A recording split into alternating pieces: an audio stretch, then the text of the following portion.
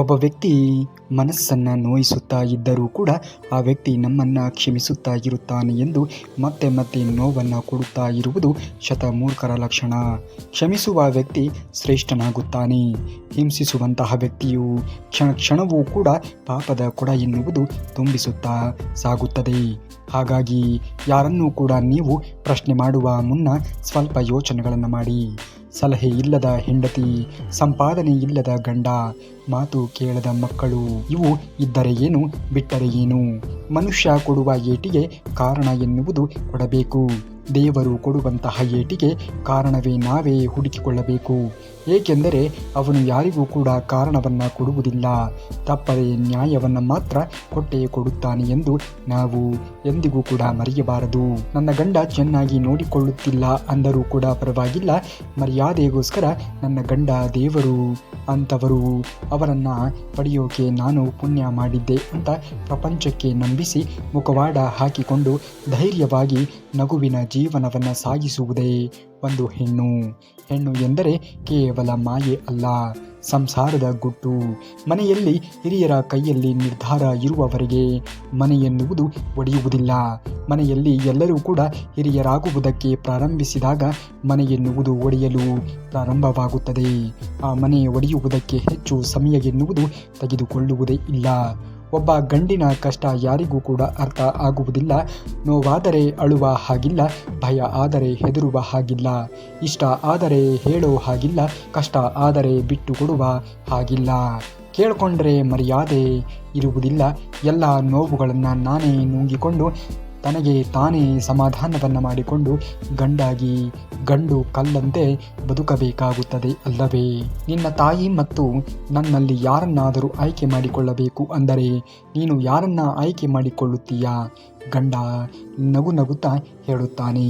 ಕೆಲವು ಕ್ಷಣ ಮೌನವಾಗಿ ಇದ್ದು ನಂತರ ಹೇಳಿದನು, ನಾನು ನನ್ನ ತಾಯಿಯನ್ನು ಆಯ್ಕೆ ಮಾಡುತ್ತೇನೆ. ಏಕೆಂದರೆ ನಾನು ಬಯಸುವುದಿಲ್ಲ ನಾಳೆ ನನ್ನ ಮಗನು ತನ್ನ ಹೆಂಡತಿಗೋಸ್ಕರ ತನ್ನ ತಾಯಿಯನ್ನು ಬಿಟ್ಟು ಕೊಡಬಾರದು ಎಂದು. ಎಂತಹ ಉತ್ತರ ಅಲ್ಲವೇ?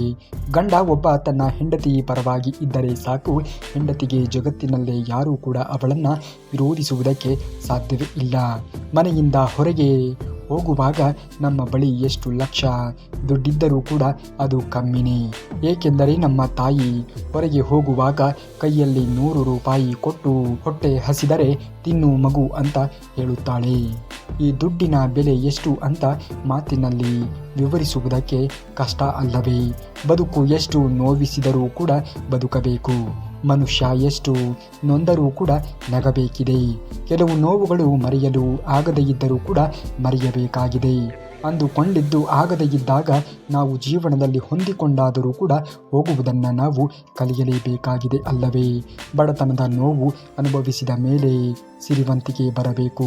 ಆಗ ಮಾತ್ರ ಒಂದೊಂದು ರೂಪಾಯಿಯ ಮಹತ್ವವು ಕೂಡ ನಮಗೆ ಅರಿವಾಗುವುದಕ್ಕೆ ಸಾಧ್ಯವಾದೀತು ಎನ್ನುವುದನ್ನು ಮರೆಯಲೇಬಾರದು. ಮನುಷ್ಯರ ಸ್ವಭಾವವೇ ಹಾಗೆ. ತಪ್ಪು ತಮ್ಮದ್ದು ಇದ್ದಾಗ ವಕೀಲನಾಗುತ್ತಾನೆ, ತಪ್ಪು ಬೇರೆಯವರದ್ದು ಆಗಿದ್ದಾಗ ನ್ಯಾಯಾಧೀಶರಾಗಿ ಬಿಡುತ್ತಾರೆ. ಅಂದುಕೊಂಡಂತೆ ಬದುಕಬೇಕು ಅನ್ನುವುದೇ ಆದರೆ ಕಷ್ಟಪಡಲೇಬೇಕು. ಇಲ್ಲವಾದರೆ ಜೀವನ ಪೂರ್ತಿ ಹೊಂದಿಕೊಂಡು ಬದುಕಬೇಕಾಗುತ್ತದೆ ಎನ್ನುವುದು ಮರೆಯಬೇಡಿ. ಆಯ್ಕೆ ಎನ್ನುವುದು ನಿಮ್ಮ ಕೈಯಲ್ಲಿ ಇರುತ್ತದೆ. ಗಂಡ ಹೆಂಡತಿ ಸಂಬಂಧ ಎನ್ನುವುದು ದೀಪದ ಎಣ್ಣೆಯಂತೆ ಇದ್ದಾಗ ಯಾರು ಎಷ್ಟೇ ಬತ್ತಿ ಇಟ್ಟರೂ ಕೂಡ ಬೆಳಗುತ್ತಲೇ ಇರುತ್ತದೆ ಎನ್ನುವುದನ್ನು ಮರೆಯಬೇಡಿ. ಆ ರೀತಿಯಾಗಿ ಒಬ್ಬರ ಮೇಲೆ ನಂಬಿಕೆ, ವಿಶ್ವಾಸ, ಆತ್ಮಸ್ಥೈರ್ಯ ಎನ್ನುವುದು ಇದ್ದಾಗ ಯಾರೇ ನಿಮ್ಮ ಮಧ್ಯೆ ಹುಳಿ ಹಿಂಡಿದರೂ ಕೂಡ ಏನು ಮಾಡುವುದಕ್ಕೆ ಸಾಧ್ಯವೇ ಇಲ್ಲ. ಇನ್ನೊಬ್ಬರ ನೆಮ್ಮದಿಗೆ ಬೆಂಕಿಯನ್ನು ಹಚ್ಚಿ ನಾನು ಮಾತ್ರ ಖುಷಿಯಾಗಿ ಇರುತ್ತೇನೆ ಅನ್ನುವುದು ಶತ ಮೂರ್ಖತನ. ಇಲ್ಲಿ ಯಾರ ಕಣ್ಣು ತಪ್ಪಿಸಿದರೂ ಕೂಡ ಬದುಕಬಹುದು, ಆದರೆ ಮೇಲೆ ಇರುವಂತಹ ಭಗವಂತನ ಕಣ್ಣಿನಿಂದ ತಪ್ಪಿಸಿಕೊಂಡು ಬದುಕುವುದಕ್ಕೆ ಸಾಧ್ಯವೇ ಇಲ್ಲ ಎನ್ನುವುದನ್ನು ಮರೆಯಲೇಬೇಡಿ. ಜೀವನದ ದೊಡ್ಡ ಸತ್ಯ ಏನು ಎನ್ನುವುದೇ ಆದರೆ ವಯಸ್ಸು ಎಷ್ಟು ಆಯಿತು ಎನ್ನುವುದು ಮುಖ್ಯವಲ್ಲ, ಎಷ್ಟು ವರ್ಷ ನೆಮ್ಮದಿಯಿಂದ ಬದುಕಿದ್ದೇವೆ ಎನ್ನುವುದು ತುಂಬಾ ಮುಖ್ಯ ಎನ್ನುವುದನ್ನು ಮರೆಯಬೇಡಿ. ದೊಡ್ಡ ಮಗ ಮತ್ತು ಸೊಸೆ ಅಮೆರಿಕದಲ್ಲಿ ಇದ್ದಾರೆ, ಚಿಕ್ಕ ಮಗ ಮತ್ತು ಸೊಸೆ ಲಂಡನ್ನಲ್ಲಿ ಇದ್ದಾರೆ, ದೊಡ್ಡ ಮಗಳು ಮತ್ತು ಅಳಿಯ ಜಪಾನ್ನಲ್ಲಿ ಇದ್ದಾರೆ, ಚಿಕ್ಕ ಮಗಳು ಮತ್ತು ಅಳಿಯ ಚೀನಾದಲ್ಲಿ ಇದ್ದಾರೆ. ಪ್ರತಿಯೊಬ್ಬರಿಗೂ ಕೂಡ ಲಕ್ಷ ಲಕ್ಷ ಸಂಬಳ. ಇಂತಹ ಸುಂದರವಾಗಿರುವಂತಹ ಅದ್ಭುತವಾಗಿರುವಂತಹ ಪರಿವಾರವನ್ನು ಹೊಂದಿರುವಂತಹ ತಂದೆ ತಾಯಿ ಇದ್ದಿದ್ದು ಈ ವೃದ್ಧಾಶ್ರಮದಲ್ಲಿ ಮಾತ್ರ.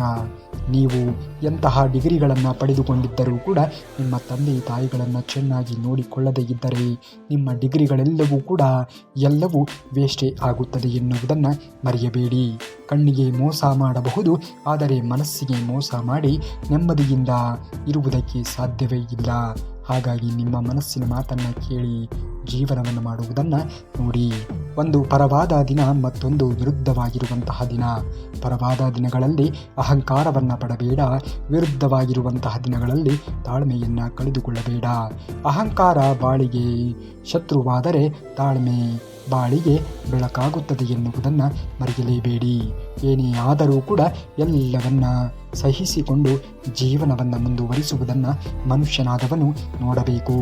ಇರುವುದೊಂದೇ ಜೀವನ, ಸಿಗುವುದೇ ಕೆಲವು ದಿನ, ತಿಳಿಯದೆ ಕಳೆಯುವ ಬಾಲ್ಯ, ಗೊತ್ತಿಲ್ಲದೆ ಜಾರುವ ಯೌವನ, ಹರಿಯದೆ ಬರುವಂತಹ ಮುದಿತನ, ಎಲ್ಲವನ್ನ ಅನುಭವಿಸುತ್ತಾ ಬಾಳುವುದೇ ನಿಜವಾದ ಜೀವನ ಎನ್ನುವುದನ್ನು ಮರೆಯಲೇಬೇಡಿ. ಮೊದಲು ನೀನು ಕಲ್ಲಾಗುವುದನ್ನು ಕಲಿತುಕೋ, ನಂತರ ಒಂದು ದಿನ ನೀನೇ ಶಿಲೆಯಾಗಿ ನಿಲ್ಲುತ್ತೀಯ ಎನ್ನುವುದನ್ನು ಮರೆಯಬೇಡ. ಇಂದು ನಿನ್ನನ್ನು ಕುರಿತು ಹಲವು ಜನರು ಹಲವು ರೀತಿಯ ಮಾತುಗಳನ್ನು ಆಡಿದರೂ ಕೂಡ ನೀನು ತಲೆಯನ್ನು ಕೆಡಿಸಿಕೊಳ್ಳುವುದಕ್ಕೆ ಹೋಗಬೇಡ. ಅಂಥವರ ಬಗ್ಗೆ ಯೋಚನೆಯನ್ನು ಕೂಡ ಮಾಡಬೇಡ. ಆಗುವುದೆಲ್ಲ ಒಳ್ಳೆಯದೇ ಆಗುತ್ತದೆ ಎನ್ನುವುದನ್ನು ಮರೆಯಬೇಡ. ನಿನ್ನ ಕೆಲಸದಲ್ಲಿ ನೀನು ಪ್ರಾಮಾಣಿಕತೆಯನ್ನು ವಹಿಸು. ನಿನ್ನ ಗೆಲುವಿನಲ್ಲಿ ನೀನು ಯಾರಿಗೂ ಕೂಡ ಮೋಸವನ್ನು ಮಾಡಿಲ್ಲ ಎನ್ನುವಂತಹ ತೃಪ್ತಿಯಿಂದ ಗೆಲುವನ್ನು ಸಂಭ್ರಮಿಸು. ಆಗ ದೇವರು ಎಲ್ಲೇ ಇದ್ದರೂ ಕೂಡ ಖಂಡಿತವಾಗಿಯೂ ಕೂಡ ನಿನ್ನ ಮೇಲೆ ಆಶೀರ್ವಾದವನ್ನು ವಹಿಸುತ್ತಾನೆ. ಮಗಳು ಹೆಸರಿಗೆ ಮಾತ್ರ ಕೊಟ್ಟ ಹೆಣ್ಣು ಕುಲಕ್ಕೆ ಹೊರಗೆ ಇರುತ್ತಾಳೆ ಅಷ್ಟೇ. ಹುಟ್ಟಿದ ಬಟ್ಟೆಯಿಂದ ಹಿಡಿದು ಸತ್ತಾಗ ಕೊನೆಯ ಸೀರೆ ಕೂಡ ತವರು ಮನೆಯಿಂದಲೇ ಬರುತ್ತಾ ಇರುತ್ತದೆ. ಗಂಡ ಇರುವಷ್ಟು ದಿನವೇ ಹೆಂಡತಿಗೆ ವೈಭೋಗ, ಹೆಂಡತಿ ಇರುವಷ್ಟು ದಿನವೇ ಗಂಡನಿಗೆ ರಾಜಯೋಗ. ಇಬ್ಬರು ಜೊತೆಯಲ್ಲಿ ಇದ್ದರೇನೆ ಸಂತೋಷ, ಇಬ್ಬರಲ್ಲಿ ಒಬ್ಬರು ಇಲ್ಲ ಎಂದರೆ ಅದು ನರಕದ ಜೀವನವೇ ಆಗಿ ಹೋಗುತ್ತದೆ. ಯಾವ ವ್ಯಕ್ತಿಯು ಕೆಟ್ಟ ದಿನಗಳನ್ನು ತನ್ನ ಜೀವನದಲ್ಲಿ ನೋಡಿರುತ್ತಾನೆಯೋ ಆ ವ್ಯಕ್ತಿಯು ಎಂದಿಗೂ ಕೂಡ ಇತರರಿಗೆ ಕೆಟ್ಟದ್ದನ್ನು ಬಯಸುವುದಕ್ಕೆ ಹೋಗುವುದೇ ಇಲ್ಲ. ದೇಹವನ್ನು ಹಣಕ್ಕಿಂತ ಹೆಚ್ಚಾಗಿ ರಕ್ಷಿಸಬೇಕು, ಏಕೆಂದರೆ ದೇಹವು ಹದಗೆಟ್ಟ ನಂತರ ಹಣವು ಅದನ್ನು ರಕ್ಷಣೆಯನ್ನು ಕೊಡುವುದಕ್ಕೆ ಸಾಧ್ಯವೇ ಇಲ್ಲ. ಒಂದು ಕೆಟ್ಟವರ ಮೇಲೆ ನಂಬಿಕೆ ಇಡುವುದು, ಮತ್ತೊಂದು ಒಳ್ಳೆಯವರ ಮೇಲೆ ಸಂಶಯವನ್ನು ಪಡುವುದು, ಇವು ಎಂದಿಗೂ ಕೂಡ ನಿಮಗೆ ಒಳ್ಳೆಯದನ್ನು ಮಾಡುವುದಕ್ಕೆ ಸಾಧ್ಯವೇ ಇಲ್ಲ. ಯಾರು ಎಷ್ಟೇ ಹುಳಿ ಹಿಂಡಿದರೂ ಕೂಡ ಒಡೆದು ಹಾಲಿನಿಂದ ಮೊಸರನ್ನು ಹೇಗೆ ನಾವು ಮಜ್ಜಿಗೆಯನ್ನು, ಬೆಣ್ಣೆಯನ್ನು, ತುಪ್ಪವನ್ನು ಮಾಡಿಕೊಳ್ಳುವ ಜಾಣತನ ಎನ್ನುವುದು ನಮಗೆ ಇರಬೇಕು. ಅಂದಾಗ ಮಾತ್ರ ನಾವು ಜೀವನದಲ್ಲಿ ಬೆಳವಣಿಗೆಯನ್ನು ಹೊಂದುವುದಕ್ಕೆ ಸಾಧ್ಯವಾದೀತು. ಹೆಣ್ಣಿನ ವಯಸ್ಸು ಗಂಡಿನ ಆದಾಯ ಕೇಳಬಾರದಂತೆ, ಏಕೆಂದರೆ ಹೆಣ್ಣು ಯಾವತ್ತೂ ಕೂಡ ತನಗಾಗಿ ಜೀವಿಸುವುದಿಲ್ಲ, ಗಂಡ ಯಾವತ್ತಿಗೂ ಕೂಡ ತನಗಾಗಿ ದುಡಿಯುವವನು ಅಲ್ಲ. ಕಷ್ಟಗಳಿಗೆ ಹೆದರದಿರಿ. ಒಬ್ಬ ಮನುಷ್ಯನನ್ನು ಸಂಪೂರ್ಣವಾಗಿ ಬದಲಿಸುವಂತಹ ಸಾಮರ್ಥ್ಯ ದುಃಖಕ್ಕೆ ಇದೆಯೇ ಹೊರತು ಸಂತೋಷಕ್ಕೆ ಇಲ್ಲ ಎನ್ನುವುದನ್ನು ಮರೆಯಬೇಡಿ. ಗಂಡು ಎಷ್ಟೇ ದುಡಿದರೂ ಕೂಡ ಮನೆಯನ್ನು ಸರಿಯಾಗಿ ನಿಭಾಯಿಸುವಂತಹ ಶಕ್ತಿ ಹೆಣ್ಣಲ್ಲಿ ಮಾತ್ರ ಇರಬೇಕು. ಆಗಲೇ ಗಂಡಿನ ಗೊಂದಲದ ದುಡಿಮೆಯೂ ಕೂಡ ಒಂದು ಅರ್ಥ ಎನ್ನುವುದು ಸಿಗುತ್ತದೆ. ಮನೆಯ ಹೊರಗಡೆ ಗಂಡನ ಮಾತು ಮೇಲಾಗಬೇಕು, ಮನೆಯ ಒಳಗಡೆ ಹೆಂಡತಿಯ ಮಾತು ಮೇಲಾಗಬೇಕು. ಯಾವುದೇ ನಿರ್ಧಾರವನ್ನು ಒಬ್ಬರು ಚರ್ಚಿಸಿ ಒಟ್ಟಾಗಿ ತೆಗೆದುಕೊಳ್ಳಬೇಕು. ಇಬ್ಬರು ನಾನು ಹೆಚ್ಚು ನೀನು ಕಡಿಮೆ ಎನ್ನುವ ಮನೋಭಾವನೆ ಇರಲೇಬಾರದು. ಅಂದಾಗ ಮಾತ್ರ ನಿಮ್ಮ ಜೀವನ ಎನ್ನುವುದು ಗಟ್ಟಿಯಾಗಿ, ಸಂಸಾರ ಎನ್ನುವುದು ಗಟ್ಟಿಯಾಗಿ ಶಾಶ್ವತವಾಗಿ ಇರುವುದಕ್ಕೆ ಸಾಧ್ಯವಾದೀತು. ಕೋಪ ಬಂದಾಗ ಕಣ್ಣಿಂದ ನೀರು ಬರಬೇಕೇ ವಿನಃ ಬಾಯಿಯಿಂದ ಮಾತು ಬರಬಾರದು. ಕಣ್ಣಿನಿಂದ ಕೋಪ ಕರಗಿ ಹೋಗುತ್ತದೆ, ಮಾತಿನಿಂದ ನಿನ್ನ ಜೊತೆಗಿದ್ದವರನ್ನೆಲ್ಲವೂ ಕೂಡ ನೀನು ಹೊರಗೆ ಹಾಕಿಕೊಳ್ಳುತ್ತೀಯ. ನಿನ್ನಲ್ಲಿ ಸತ್ಯ, ನೀತಿ, ಧರ್ಮ ಎನ್ನುವುದು ಇದ್ದರೆ, ಕಾಯುವ ತಾಳ್ಮೆಯೂ ಕೂಡ ನಿನ್ನಲ್ಲಿ ಇದ್ದರೆ ನೆನಪಿನಲ್ಲಿ ಇಟ್ಟುಕೋ. ಹಾರಾಡಿ ಮೆರೆದವರೆಲ್ಲರೂ ಕೂಡ ತೂರಾಡಿ ಹೋಗುವುದನ್ನು ನೀನು ನೋಡುತ್ತೀಯ ಎನ್ನುವುದನ್ನು ಮರೆಯಲೇಬೇಡ. ನನ್ನ ಗಂಡ ಕೆಟ್ಟವನು ಎಂದು ಹೇಳುವವರು 3-4 ದಿವಸಗಳ ಕಾಲ ವಿಧಿವೆ ಮನೆಯಲ್ಲಿ ಇದ್ದು ಬಂದು ನೋಡಿ, ಆವಾಗ ಗಂಡನ ಮಹತ್ವ ಏನು ಎನ್ನುವುದು ತಿಳಿಯುತ್ತದೆ. ಗಂಡ ಬಡತನ ಶ್ರೀಮಂತ ಮುಖ್ಯ ಅಲ್ಲ, ಹೆಣ್ಣಿಗೆ ತನ್ನ ಗಂಡ ಜೊತೆಯಾಗಿ ಇರುವುದೇ ಒಂದು ಶಕ್ತಿ ಎನ್ನುವುದನ್ನು ಮರೆಯಬೇಡಿ. ಸಾಯುವಾಗ ಹಣವನ್ನಾಗಲಿ ಹೆಸರನ್ನಾಗಲಿ ಯಾರೂ ತೆಗೆದುಕೊಂಡು ಹೋಗುವುದಿಲ್ಲ. ನಾವು ಬಿಟ್ಟು ಹೋಗುವುದು ಕೇವಲ ನಮ್ಮಿಂದ ದುಃಖ ಪಟ್ಟವರ ಹಾರೈಕೆಗಳನ್ನು ಮಾತ್ರ. ಆ ಹಾರೈಕೆಗಳೇ ನಿನ್ನ ಆತ್ಮಕ್ಕೆ ಸಿಗುವಂತಹ ನಿಜವಾದ ಮೋಕ್ಷ ಎನ್ನುವುದನ್ನು ಮರೆಯಬೇಡಿ. ಕ್ಷಮಿಸುವಂತಹ ಗುಣ, ಕ್ಷಮೆ ಕೇಳುವ ಗುಣ ಇಬ್ಬರಲ್ಲಿಯೂ ಕೂಡ ಇದ್ದಾಗ ಪ್ರೀತಿ ಮತ್ತು ಸಂಬಂಧ ಎಂದಿಗೂ ಕೂಡ ಮರೆ ಆಗುತ್ತದೆ ಎಂದು ಹೇಳುವುದಕ್ಕೆ ಸಾಧ್ಯವೇ ಇಲ್ಲ ನೋಡಿ. ಮಾತನಾಡಿದಂತೆ ಜೀವಿಸಲು ಆಗುವುದಿಲ್ಲ, ಬರೆದಿಟ್ಟಂತೆ ಬದುಕುವುದಕ್ಕೆ ಆಗುವುದಿಲ್ಲ. ನಮ್ಮಿಂದ ಬೇರೆಯವರಿಗೆ ತೊಂದರೆಯಾಗದಂತೆ ಬದುಕಿದರೆ ಸಾಕು. ಇದೇ ಸಂತೃಪ್ತಿಯ ಬದುಕು ಎನ್ನುವುದು ನೀನು ಮರೆಯಲೇಬೇಡ. ಗಂಡ ಹೆಂಡತಿ ಬೇರೆಯವರ ಮುಂದೆ ಎಂದಿಗೂ ಕೂಡ ಜಗಳ ಆಡಬಾರದು. ತಂದೆ ತಾಯಿ ಮುಂದ ಕೂಡ ನಾವು ಜಗಳ ಆಡಬಾರದು. ಏನೇ ಮನಸ್ತಾಪ ಇದ್ದರೂ ಕೂಡ ಅದನ್ನು ಮಲಗುವ ಮುಂಚೆವೇ ಬಗೆಹರಿಸಿಕೊಂಡು ಮಲಗಬೇಕು. ಜಗತ್ತಿನ ಯಾವ ಮಾರುಕಟ್ಟೆಯಲ್ಲಿಯೂ ಕೂಡ ಕಂಡುಕೊಳ್ಳಲು ಆಗದೇ ಇರುವಂತಹ ಏಕೈಕ ಶ್ರೀಮಂತಿಕೆ ಅಂದರೆ ಅದು ನೆಮ್ಮದಿ. ನೆಮ್ಮದಿ ಇದ್ದರೆ ಸಂತೋಷ ಎನ್ನುವುದು ತನ್ನಿಂದ ತಾನೇ ಬರುತ್ತದೆ. ಜೀವನದಲ್ಲಿ ಯಶಸ್ಸು ತನ್ನಿಂದ ತಾನೇ ಬರುತ್ತದೆ. ತಪ್ಪು ಮಾಡುವವನ ಕೋಪಕ್ಕಿಂತ ತಪ್ಪೇ ಮಾಡದವನ ಕಣ್ಣೀರಿನ ಶಾಪ ದೊಡ್ಡದ್ದು. ಆ ನೋವು ತಪ್ಪು ಮಾಡಿದವನಿಗೆ ಬಿಡುವುದೇ ಇಲ್ಲ ಎನ್ನುವುದನ್ನು ಮರೆಯಲೇಬೇಡಿ.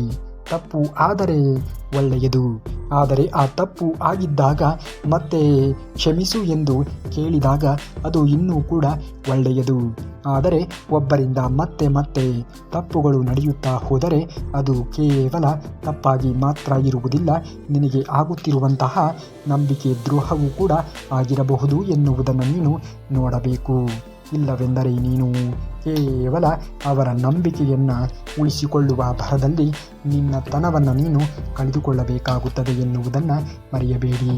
ತಪ್ಪು ಆದರೆ ಒಳ್ಳೆಯದು, ಆದರೆ ಆ ತಪ್ಪು ಎಷ್ಟರ ಮಟ್ಟಿಗೆ ಆಗುತ್ತದೆ ಎನ್ನುವುದರ ಮೇಲೆ ನೀನು ಎಡವುತ್ತಿದೆಯೋ ಅಥವಾ ನಿನ್ನ ಜೀವನ ಎನ್ನುವುದು, ನಿನ್ನ ಬದುಕಿನಲ್ಲಿ ಇರುವಂಥವರು ಎಂಥವರು ಎನ್ನುವುದು ಅವಲಂಬಿತವಾಗಿರುತ್ತದೆ. ಗಂಡು ಇಲ್ಲದೆ ಹೆಣ್ಣು ಬದುಕಬಲ್ಲಳು, ಆದರೆ ಹೆಣ್ಣಿಗೆ ಆತ್ಮವಿಶ್ವಾಸ ಜಾಸ್ತಿ. ಹೆಣ್ಣಿಲ್ಲದೆ ಗಂಡು ಬದುಕಲಾರ, ಏಕೆಂದರೆ ಅವನ ಆತ್ಮವಿಶ್ವಾಸವೇ ಹೆಣ್ಣು ಎನ್ನುವುದನ್ನು ಮರೆಯಬೇಡಿ. ಮನುಷ್ಯನೇ ಶಾಶ್ವತವಲ್ಲ ಅಂದಾಗ ನೋವು ಶಾಶ್ವತವಾಗಿ ಇರುತ್ತದೆಯೇ? ಒಳ್ಳೆಯ ಮನಸ್ಸಿಗೆ ಒಳ್ಳೆಯ ದಿನ ಬಂದೇ ಬರುತ್ತದೆ. ಸಮಯ ಖಂಡಿತ ಬದಲಾವಣೆ ಆಗುತ್ತದೆ. ಕಾಯುವಂತಹ ತಾಳ್ಮೆ ಇರಬೇಕು ಅಷ್ಟೇ.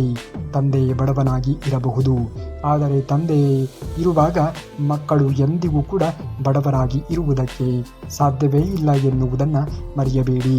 ಜಗತ್ತು ಎಷ್ಟೇ ತಂತ್ರಜ್ಞಾನವನ್ನು ಹೊಂದಿದ್ದರೂ ಕೂಡ ಅನ್ನವನ್ನು ನಾವು ಆನ್ಲೈನ್ನಲ್ಲಿ ಬೆಳೆಯುವುದಕ್ಕೆ ಸಾಧ್ಯವಾಗುವುದೇ ಇಲ್ಲ. ಅದು ರೈತನ ಬೆವರಿನಿಂದ ಮಾತ್ರ ಅದು ಬೆಳವಣಿಗೆಯನ್ನು ಪಡೆದುಕೊಳ್ಳುವುದಕ್ಕೆ ಸಾಧ್ಯವಾದೀತು.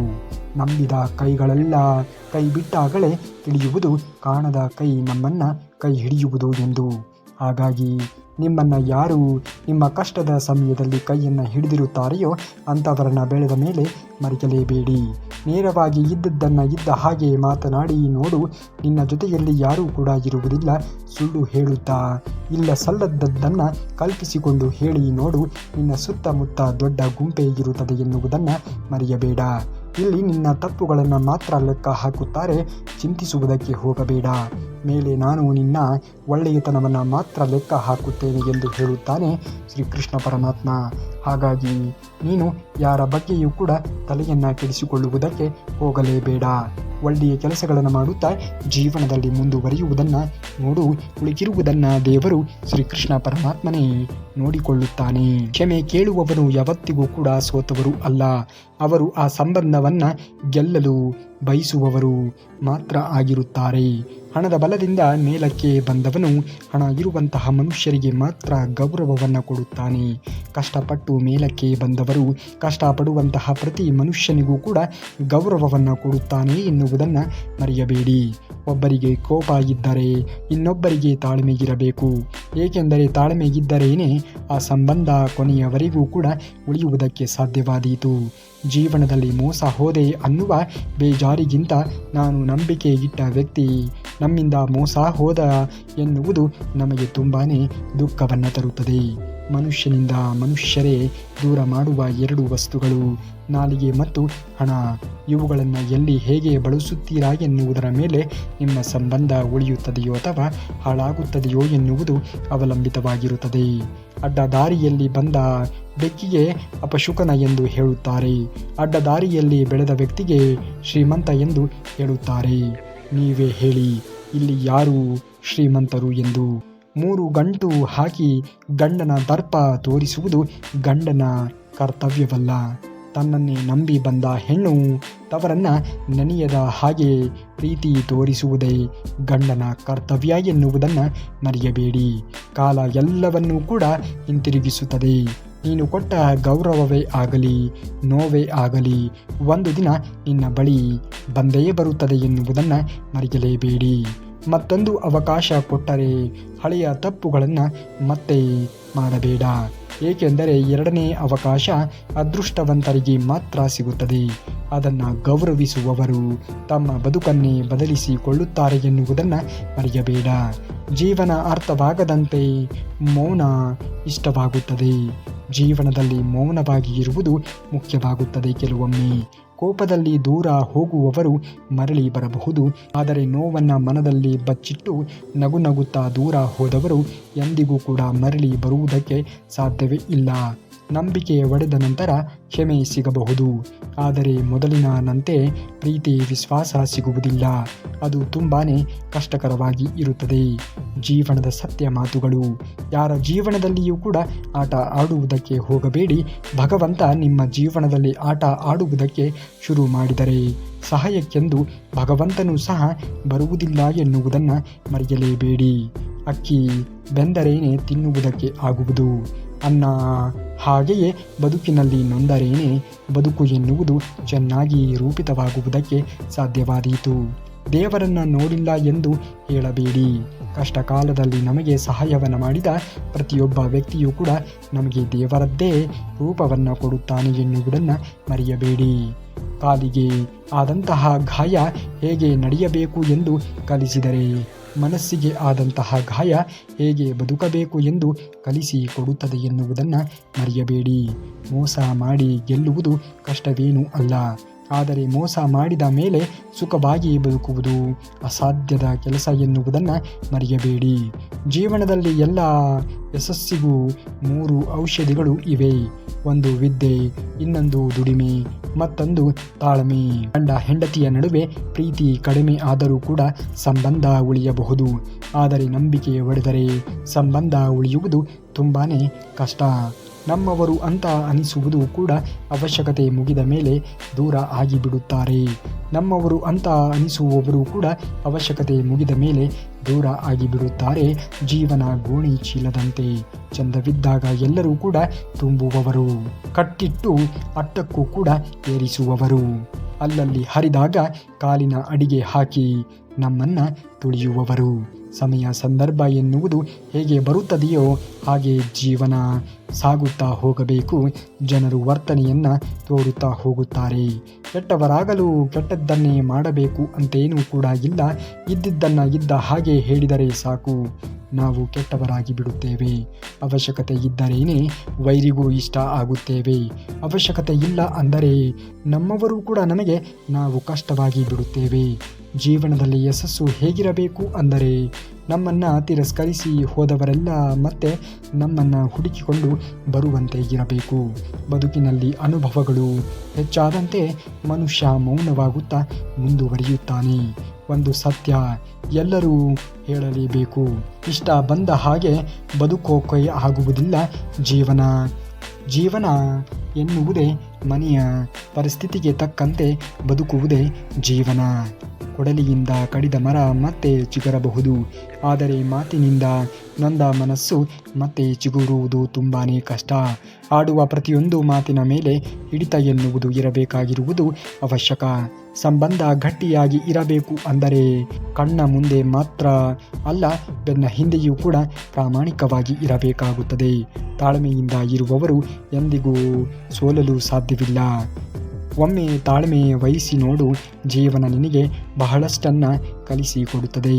ನಮ್ಮ ಮೌನವನ್ನು ಅರ್ಥ ಮಾಡಿಕೊಳ್ಳುವವರು ನಮ್ಮ ಕಣ್ಣೀರಿನ ಮೌಲ್ಯವನ್ನು ಎಂದಿಗೂ ಕೂಡ ಅರಿಯುವುದಕ್ಕೆ ಸಾಧ್ಯವೇ ಇಲ್ಲ. ಎಲ್ಲ ಗಾಯಗಳು ಕಣ್ಣಿಗೆ ಕಾಣುವುದಿಲ್ಲ. ಕೆಲವು ಹೃದಯದಲ್ಲಿ ಜೀವನವಿಡೀ ಉಳಿಯುತ್ತದೆ, ಆದರೂ ಕೆಲವರು ನಗುತ್ತಲೇ ಬದುಕುತ್ತಾರೆ ಎನ್ನುವುದನ್ನು ಮರೆಯಬೇಡಿ. ನಿಮ್ಮನ್ನು ಅರ್ಥ ಮಾಡಿಕೊಳ್ಳುವವರಿಗಾಗಿ ಕಣ್ಣೀರನ್ನು ಸುರಿಸಬೇಕೇ ವಿನಃ ಅರ್ಥ ಮಾಡಿಕೊಳ್ಳದೇ ಇರುವವರಿಗಾಗಿ ನಿಮ್ಮ ಕಣ್ಣೀರನ್ನು ಸುರಿಸುವುದಕ್ಕೆ ಹೋಗಬೇಡಿ. ಅದು ಎಂದಿಗೂ ಕೂಡ ವ್ಯರ್ಥವಾಗಿಯೇ ಉಳಿಯುತ್ತದೆ ಎನ್ನುವುದನ್ನು ಮರೆಯಬೇಡಿ.